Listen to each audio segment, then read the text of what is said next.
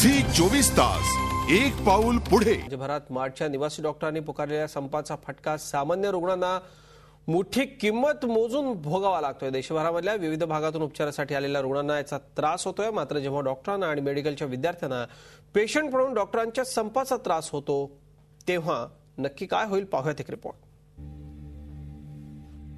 चीनमध्ये मेडिकलच्या पहिल्या वर्षात शिकणारा हा शकील, पण त्याच्याच डोक्यात गाठ झाल्याचं निदान झालं। त्यानंतर मुंबईतल्या केईएम हॉस्पिटलमध्ये उत्तम उपचार मिळतील या आशेनं तो कुटुंबियांबरोबर केईएम मध्ये आला। त्याला 20 दिवसांनंतर अपॉइंटमेंट मिळाली आणि नेमका त्याच दिवसापासून मार्चचा संप सुरू झाला। त्यामुळे त्याला हॉस्पिटलमध्ये जागाच मिळाली नाही। बच्चे को ब्रेन ट्यूमर है और हम वहाँ से मतलब लेकर आए, सब कुछ हुआ। 20 दिन से हम यहाँ चक्कर मार रहे हैं और 20 दिन चक्कर मारने में आज ये बता दिया गया कि कहा गया मतलब एडमिट किया जाएगा, लेकिन आज स्ट्राइक है, आप जाइए, नहीं होगा।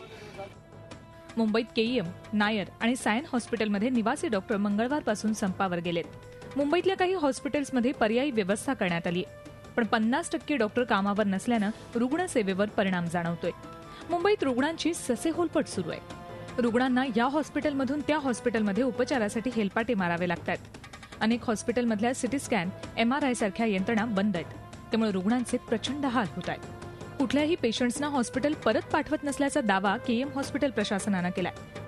जो भी आएगा इमरजेंसी में हम जरूर से देखेंगे, उनको किसी को वापस नहीं भेजा जाएगा, पर मरीजों को हमें इतना रिक्वेस्ट करना है क्योंकि ये निवासी डॉक्टरों की स्ट्राइक है, अगर रूटीन कॉफ कोल्ड है तो वो यहाँ न आए।